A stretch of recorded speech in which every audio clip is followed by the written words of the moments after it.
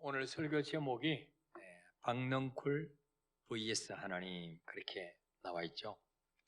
여기서 나오는 vs는 VERSUS 바로 vs의 약자입니다. 축구 경기를 중계할 때 한국 대 브라질 그렇게 할 때 한국 vs 브라질 이렇게 화면에 뜨는 것을 보게 되죠. 그래서 도대체 vs가 뭔가? 바로 오늘 박능쿨 대 하나님. 그러면 설교 제목을 하나님 대 박능쿨 그래야 맞지 왜 박능쿨을 앞에다 뒀는가? 박능쿨 대 하나님이라고 설교 제목을 잡았습니까? 이렇게 또 의아해하는 분들이 계실 것 같아서 왜 그랬느냐? 우리가 이론적으로는 박능쿨보다 하나님이 먼저라고 생각하지만 우리 삶의 현실 속에서는 보이지 않는 하나님보다도 눈에 보이는 박능쿨을 더 의지하는 경향이 있기 때문에 이렇게 설교 제목을 박능쿨 대 하나님 그렇게 정했습니다.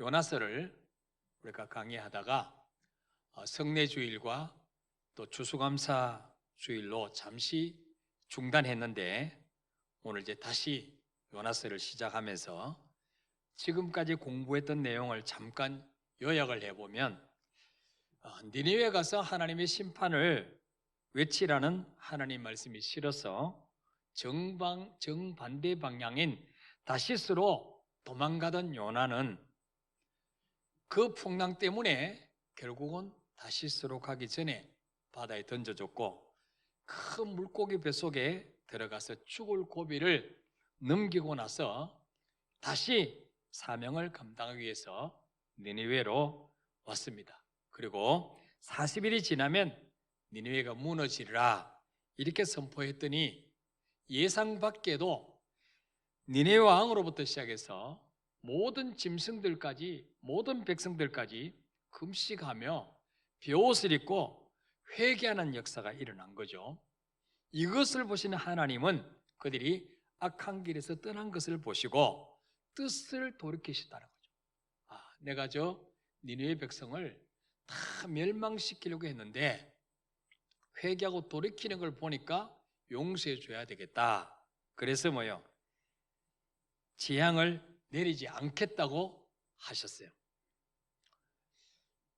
우리가 잘 아는 것처럼 이 니느웨는 이스라엘 백성을 끊임없이 침략해 와서 빼앗아가고 약탈해가고 괴롭혔던 아수르 나라의 수도죠. 그래서 이 니느웨가 망하기만을 학수고대했던 요나는 하나님이 심판을 거두시자 너무너무 화가 나고 싫어했어요. 그래서 하나님께 있는 대로 성질을 부렸어요. 자, 그리고는 성질을 부리는 것으로는 화가 안 풀려가지고 요나서 4장 3절에 보니까 뭐라고 대듭니까? 여호와여 원하건대 이제 내 생명을 거두어 가소서. 사는 것보다 죽는 것이 내게 나음이니이다. 여러분 죽여 막 이러잖아요. 하나님 저 니느웨 백성이 편안하게 사는 꼴을 보느니 차라리 나를 내 죽는 게 좋습니다. 죽여주십시오. 머리를 뒤밀었다는 하나님 앞에. 자, 여러분이 하나님 같으면 기가 막힐까요? 이쁠까요? 기가 막히지. 아유, 저 철딱선이 없는 게 하나님의 마음을 이해하지 못하고 얼마나 기가 막히겠어요. 수많은 피조물 중에 하나에 불과한 그 인간이 자기 생각대로 하나님이 움직여주지 않는다고 그럴 바에는 죽여달라고 하나님 앞에 대드는 거예요. 오늘날 우리 가운데도 그런 분들이 많이 있어요. 내가 기도한 대로 안 들어주신다고 하나님을 원망하고 시험 들고 섭섭해서 하나님을 떠난 분들도 많이 있습니다. 그러나 여러분 지나고 보면 그때 내가 구한 대로 안 들어주셨던 것이 너무너무 다행이다. 너무너무 감사하다 그렇게 느껴질 때가 많이 있어요. 예. 지나가면 뭐예요? 그것이 나에게 유익하기 때문에 그러셨던 것을 알게 돼요. 이런 것들을 몇 번 체험하다 보면 내가 구한 대로 들어주셔도 감사하고 안 들어주셔도 감사하게 되는 수준으로 영적으로 자라게 됩니다. 여러분, 이 정도로 자라시기를 바랍니다. 그런데 요나는요, 하나님이 세운 선지자, 하나님의 종이면서도 아직 영적인 수준은 여기에 미치지 못해요. 어린아이 같은 수준이에요. 그래서 하나님이 어린애를 달래듯이 요나를 달래셨어요. 요나야, 내가 너와 내 백성들에게는 그렇게도 은혜를 베풀고 자비를 베풀었는데 그건 좋아하면서 네 원수 나라 니느웨 백성들에게 자비를 베푸는 것은 그렇게 싫냐? 그렇게 못마땅하냐? 네가 정말 내 자녀라면 아버지가 좋아하는 것을 너도 함께 좀 기뻐해 주면 안 되겠니? 이만한 일에 네 생각이 안 맞다고 그렇게 불같이 성내는 것이 넌 옳다고 생각하니? 그렇게 요나를 설득시키셨어요. 달래셨어요. 여기까지가 바로 요나서 4장 4절까지의 내용이에요. 지금 몇 달 한 거를 지금 한꺼번에 다 한 거죠. 예. 네가 성내는 것이 옳으냐? 이 하나님의 질문에 대한 요나의 대답은 기록되어 있지 않습니다. 뭐 이렇게 했다 저렇게 했다 기록되어 있잖아요. 대신에 오늘 5절에 보니까 요나는 분노를 가라앉힌 후에 니느웨 백성들이 어떻게 되는지, 하나님이 과연 니느웨 백성들을 어떻게 처리하시는지 조용히 관찰하기 시작했다는 것입니다. 자, 5절 읽어볼까요? 시작. 요나가 성읍에서 나가서 그 성읍 동쪽에 앉아 거기서 자기를 위하여 초막을 짓고 그 성읍에 무슨 일이 일어나는가를 보려고 그 그늘 아래에 앉았더라. 아멘. 자, 하나님은 니느웨 백성들의 회개를 보시고 심판을 처리하셨어요. 없던 걸로 하셨어요.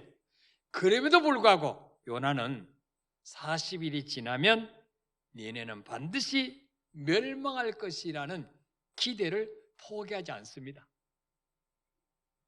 그리고 요나가 성읍에서 나가서 그 성읍의 니느웨 성읍 백성들 지금 울고불고 회개하고 지금 난리 났는데 거기서 그들을 격려해주고 그래 하나님이 용서해 주실 거야 같이 기도하자 이렇게 하지는 못할 망정 요나가 성읍에서 나갔다는 거죠. 왜 나갔을까요? 만약에 니느웨를 하나님이 소돔 고모라처럼 유황불로 멸망시킨다면 거기 있다가 자기도 다치게 돼요. 그러니까 뭐예요? 멀찌감치 도망간 거예요.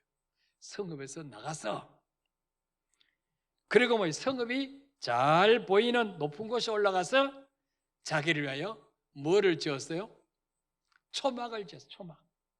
예. 이 초막이 무엇입니까? 나뭇가지와 풀잎을 뜯어서 대충 이렇게 엮어서 뜨거운 햇빛을 겨우 가리도록 만든 허술한 움막 같은 거예요. 예. 일회용 움막 같은 거죠. 왜냐하면 이 니느웨는 굉장히 이스라엘도 마찬가지지만 이 태양이 자결하는 뜨거운 사막지대예요. 그래서 초막은 자기를 보호하기 위해서 그나마 조금이라도 그늘을 만들게 하기 위해서 없는 것보다는 훨씬 나았을 거예요. 니느웨가 언제 무너질지 모르니까 자기는 편안한 상태에서 니느웨가 멸망하는 것을 느긋하게 즐기면서 보고 싶었어요. 우리 남자분들이 월드컵 할 때, 축구할 때 편안한 상태에서 소파에 쫙 기대갖고 치맥을 시켜놓고 그렇게 즐기면서 보듯이 요나가 지금 곧 망할 거야. 저 니느웨 저놈들 곧 유황불로 멸망할 거야. 그 꼴이나 좀 내가 즐기면서 좀 감상하자. 그래서 움막을 지어놓고 거기에 앉아서 지금 보고 있어요.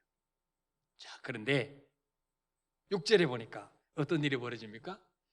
하나님 여호와께서 박능코를 예배하사. 뭘 예배하셨어요? 박능코를 예배하사. 요나를 가리게 하셨어요. 이는 그의 머리를 위하여 그늘이 지게 하며 그의 괴로움을 면하게 하려 하시며더라. 요나가 박능코로 말미암아 크게 기뻐했더니, 그 초막의 그늘만으로는 요나가 더위를 견딜 수 없음을 하나님은 아시고, 요나를 위해서 하나님이 이벤트를 만드시는데, 그게 바로 뭐냐? 박능코를 준비하셨어요. 박능코. 이 박능콜은 잎사귀가 넓은 그런 식물입니다.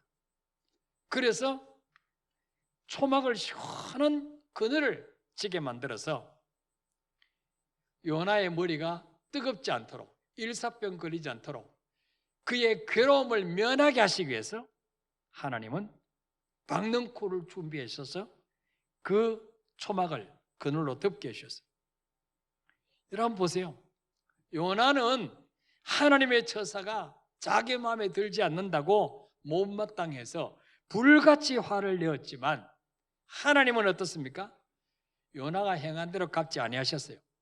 마치 아기를 달래는 엄마같이 요나의 괴로움을 명쾌해 주시려고 박능골까지 준비해서 요나의 머리 위를 덮어주신 것을 보게 됩니다. 이게 우리 인간과 하나님의 차이예요.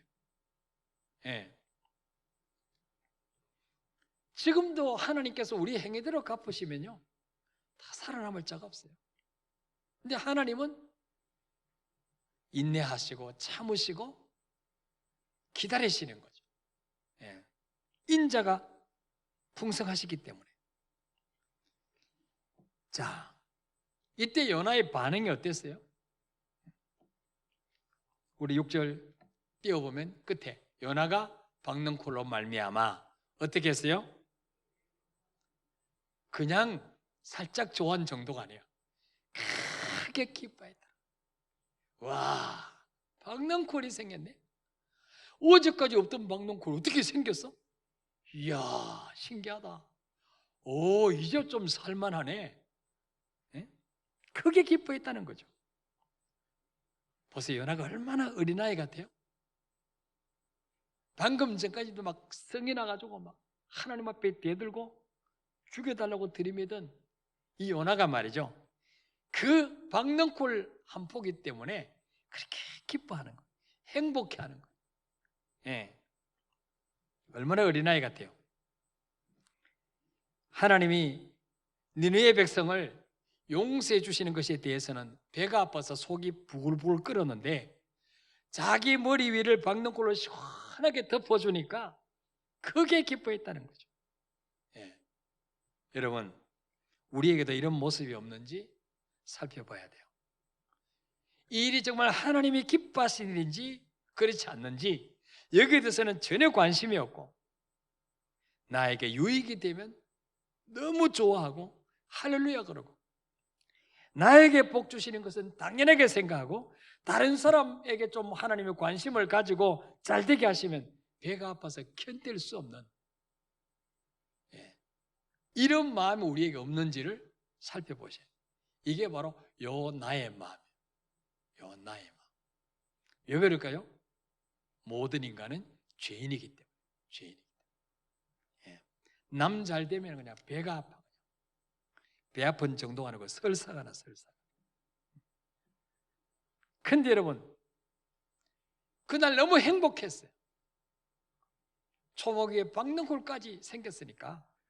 그런데 이튿날 끼어보니까 박능콜이 죽어버렸어요. 시들어버렸어요. 잠깐의 행복이었어요. 왜 그렇게 됐을까요? 이것 역시 하나님이 하신 거예요. 자, 7절 읽어볼까요? 시작. 하나님이 벌레를 예비하사 이튿날 새벽에 그 박능코를 갉아먹게 하심에 시드니라. 아멘. 하나님이 뭘 예배하셨어요? 벌레를 예비하사 이튿날 새벽에 깨어서 일어나 보니까 그 박능코를 다 갉아먹어가지고 말라 죽어버렸어요. 시들어버렸어요. 이제는 더 이상 박넝쿨이 그늘을 만들어 줄 수가 없어요. 여기서 우리가 뭘 느낍니까? 우리가 믿는 하나님은 요나의 괴로움을 면하게 해주시려고 박넝쿨을 예비하시기도 하지만 하룻밤 사이에 벌레를 예비하사 박넝쿨을 갉아먹게도 하시는 분이란 거죠. 예. 사무엘상 2장 6절 7절에 보니까 여호와는 죽이기도 하시고 살리기도 하십니다. 수월에 내리기도 하시고, 수월이 뭐예요? 무덤으로 내리기도 하시고 거기서 올리기도 하십니다. 또 7절에 여호와는 가난하게도 하시고 부하기도 하시고 낮추기도 하시고 높이기도 하시는도다. 우리가 살고 죽는 거, 복받고 화받는 거, 병들고 건강한 거 다 뭐예요? 하나님 손에 있다는 거예요. 하나님 손. 내 노력이나 학벌이나 금수저 물고 태어났느냐 흙수저로 태어났느냐 그거하고 상관없다는 거예요. 여기서 우리가 아니 하나님은 왜 이렇게 시원한 박넝쿨을 주셨다가 하루 만에 걷어 가시는가? 아니 요나가 그렇게 행복해 하는 꼴을 못 보시냐 하나님은? 그렇게 하나님 변덕이 심하신 분이냐? 오해할 수가 있어요. 그게 아니고 왜 박넝쿨을 벌레를 예비하사 깔아먹게 하셨느냐? 하나님의 심정을 이해하지 못하고 있는 요나를 깨우치기 위해서 깨닫게 하셨어요. 하나님은 지금까지 자기 마음대로 하나님 명령도 어기고 자기 마음대로 살아보려고 다시스로 도망가는 요나를 깨우치기 위해서 뭘 사용하셨어요? 큰 풍랑을, 광풍을 보내셨어요. 큰 풍랑을 사용하기도 하셨어요. 배에서 던져졌을 때 큰 물고기를 사용하셔서 요나를 통째로 삼키기도 하셨어요. 그렇지만 지금은 뭐야? 그 조그만 보잘것없는 한 포기의 박넝쿨과 작은 벌레를 사용하셔서도 요나를 깨닫게 하신다.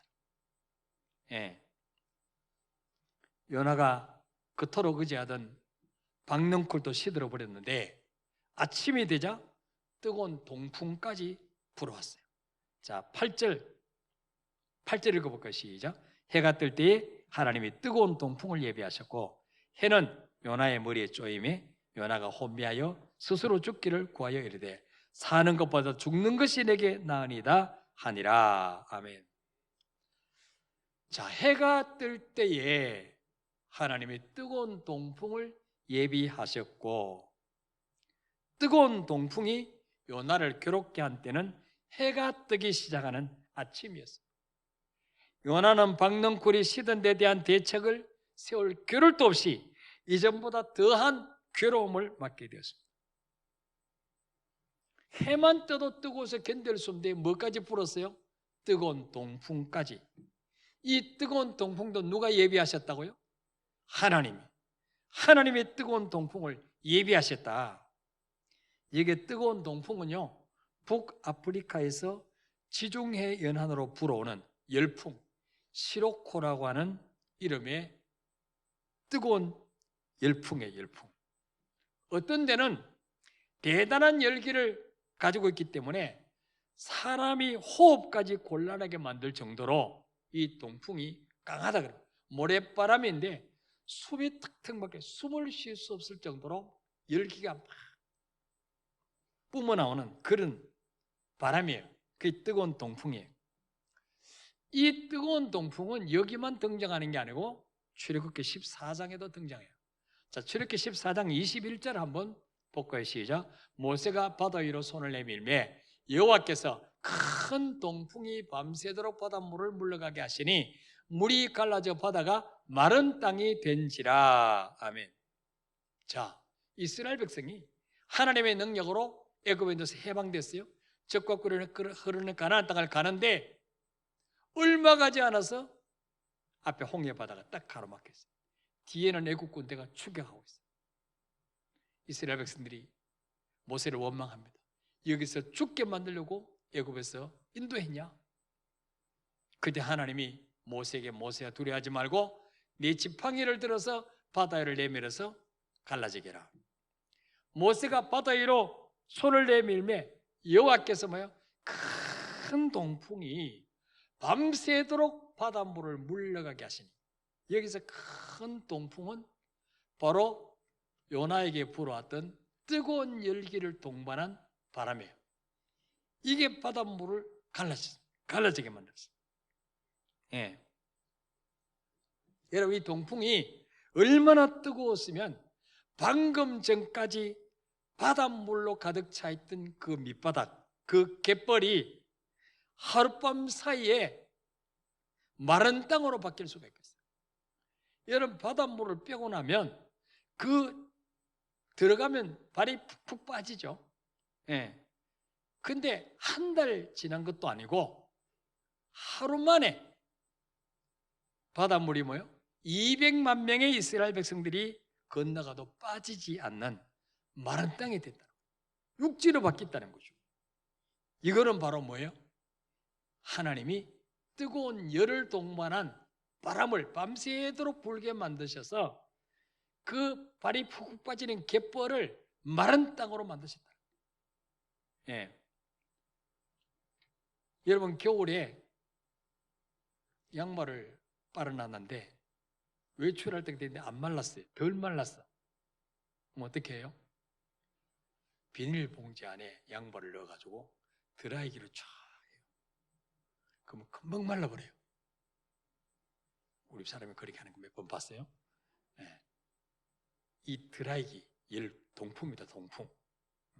동풍으로 비닐을 넣어놓고 하면은 금방 양말이 뽀송뽀송해져요. 바로 하나님이 그 홍해 바다를 바닥에 뽀송뽀송하게 만들었는데, 대형 드라이기를 바로 뜨거운 동풍, 열을 동반한 그 바닷바람을, 뜨거운 바람을 밤새도록 불게 만드셔서 그 갯벌, 발이 푹 빠지는 그 밑바닥을 200만 명이 밟고 지나가도 빠지지 않는 마른 땅으로 바꾸셨다. 여러분, 제가 이렇게 설명을 하니까 잘 이해가 되죠? 안 그러면 아니 아까까지 물로 가득 차던 바다인데, 몇십 년, 몇백 년 동안 차 있던 바다인데 어떻게 하루아침에 그게 갈라지고 마른 땅이 됐을까? 이해가 안 됐죠. 아무리 하나님의 기적이라고 하지만. 근데 이렇게 친절하게 잘 설명을 해주니까 이해가 되잖아요. 네. 이런 홍해 바닥을 뽀송뽀송한 육지로 변하게 만든 그 동풍이 누구에게 불어왔다는 거예요? 요나에게 불어왔죠. 요나에게. 네. 그리고 뭐예요? 8절에 또 보니까 해는 요나의 머리에 쪼임에 바닷물도 말리는 뜨거운 모래바람이 막 불어와서 숨이 턱턱 막히고 숨을 쉴 수 없는 데다가 또 그 장렬한 태양이 요나의 머리를 쬐는 거예요. 그러니까 일사병을 일으켜서 고통을 더 심하게 만들어요. 그냥 갈증이 나고 견딜 수가 없는 거죠. 그래서 뭐예요? 요나가 혼미하여 고통에 심해서 정신을 잃을 지경에 빠졌다는 거죠. 그래서 뭐 그럽니까? 하나님께 스스로 죽기를 구하이르되 사는 것보다 죽는 것이 내게 나으리다. 주님, 아까부터 죽여달라고 그랬는데 왜 안 죽여주시고 이 고통을 당하게 만드십니까? 이렇게 살 바에는 차라리 죽는 게 좋습니다. 이렇게 또 하나님 앞에 죽여달라고 덤비는 거죠. 여러분, 하나님은 요나를 돌이키게 하시려고 6절에서는 박넝쿨을 예배하셨어요. 7절에서는 벌레를 예배하셨어요. 8절에서는 뜨거운 동풍을 예배하셨어요. 이 모든 것은 요나를 다듬으시기 위한 사랑의 증거였어요. 우리 생각에는 박넝쿨, 하나님이 준비하신 박넝쿨은 사랑의 증표고, 그 박넝쿨을 깔아먹고 죽게 만드는 벌레는 사랑이 아니라 저주다. 뜨거운 동풍은 사랑이 아니라고 생각되기 쉽죠. 그런데 여러분, 이 모든 것이 요나를 다듬으시기 위한 사랑의 증거였다는 것을 믿으시기를 바랍니다. 어떻게 그걸 사랑이라고 할 수 있습니까? 히브리서 12장 6절에 보니까 주께서 그 사랑하시는 자를 징계하시고 그가 받아들이시는 아들마다 채찍질하심이라. 사랑하기 때문에 징계하시는 거예요. 응? 지옥 갈 백성 같으면, 옆집 애 같으면 내가 채찍할 필요가 없어요. 밤새도록 뭐 게임을 하든지 학교 가든지 말든지. 내 자녀는 사랑하기 때문에 흙길로 가면 채찍질을 해서라도 돌아오게 만드는 게, 이게 부모의 사랑이죠. 예. 박넝쿨은 요나에게 생명의 귀중성을 일깨워줌으로써 그 하룻밤 살았다 죽는 그 박넝쿨도 그렇게 요나는 아끼고 사랑했고 그가 하나 없어졌다고 그렇게 죽도록 성을 냈는데, 그 박넝쿨 한 포기보다도 수천만 배 더 귀한 니느웨 백성을 구원코자 하시는 하나님의 뜻은 왜 네가 이해하지 못하냐? 그래서 하나님의 뜻을 이해시키기 위해서 준비한 교육 보조제일 뿐이었습니다. 애초부터 박넝쿨의 존재 이유는 시들기 위함이었어요. 하나님은 우리 인생에도 이런 박넝쿨을 주십니다. 그것 때문에 기뻐하고 마음을 유쾌하게 만들어주는 박넝쿨을 주십니다. 박넝쿨은 우리에게 큰 기쁨을 주고 우리 마음을 온통 사로잡지만 결국은 사라져버립니다. 박넝쿨은 언젠가는 시들게 되고 결국은 말라 죽게 됩니다. 그러므로 박넝쿨을 너무 의지하거나 사랑하면 요나처럼 그것이 시들어질 때 상처를 받는 거예요. 시험 드는 거예요. 성이 나서 견딜 수 없는 거예요. 박넝쿨은 우리에게 뭘 교훈하기 위해서 주시는 것입니까? 그것이 참 기쁨과 만족이 될 수 없음을 가르쳐주기 위해서 우리 삶 속에 등장시키는 거예요. 참 기쁨과 만족은 예수뿐임을 알려주기 위해서 내 인생에 나타난 것이 박넝쿨이에요. 우리의 삶 속에서 박넝쿨이 생겨서 기쁨을 준다면 마음껏 누리십시오. 하지만 결국은 그 박넝쿨은 시들고 사라진다는 것을 잊지 마시기를 바랍니다. 그것을 통해서 이 땅의 모든 것은 잠시 잠깐이요, 하나님만이 영원히 내 인생을 책임져 주실 분이라는 것을 깨닫게 만드시려고 주시는 것이 박넝쿨이에요. 그래서 여러분, 우리는 박넝쿨 없이는 살 수 없는 인생이 아니라 주님 없이는 살 수 없는 인생이 되시기를 바랍니다. 여러분에게 잠시 기쁨을 주는 박넝쿨이 아무리 많고 아무리 위대해 보여도 하나님 없으면 절대로 만족이 없습니다. 고린도서 3장 5절에 우리가 무슨 일이든지 우리에게서 난 것 같이 스스로 만족할 것이 아니니 우리의 만족은 오직 하나님으로부터 나느니라. 따라서 우리의 만족은 오직 하나님으로부터 나느니라. 우리의 만족은요, 하나님으로부터 나요. 오직 다른 길이 없어요. 지금 여러분에게 기쁨과 위로를 주는 박넝쿨이 무엇입니까? 이 세상 지위와 명예입니까? 자네입니까? 무엇인지 살 수 있는 물질입니까? 지금 여러분이 누리고 있는 좋은 환경입니까? 건강입니까? 그것이 무엇이든지 간에 언젠가는 지금 내 눈앞에 보이는 그 박넝쿨은 다 시들어 없어질 것들이에요. 언젠가는 다 시들어 없어질 것들이에요. 그렇기 때문에 그것 때문에 너무 울고 웃고 기뻐하고 그러지 마시길 바랍니다. 영원한 분은 하나님밖에 없어요. 이사야 40장 8절에 푸른 마르고 꽃은 시드나 여호와의 말씀은 영영이 서리라. 영원히 내 인생을 보장해 주시고 책임져 주실 분은 하나님밖에 없어요. 우선 눈에 보이는 잠깐이다 없어지는 박넝쿨, 거기에 여러분 인생을 걸지 마시길 바랍니다. 그는 잠깐이다 없어지는 거예요. 자, 우리 한번 찬양하고 기도하겠습니다.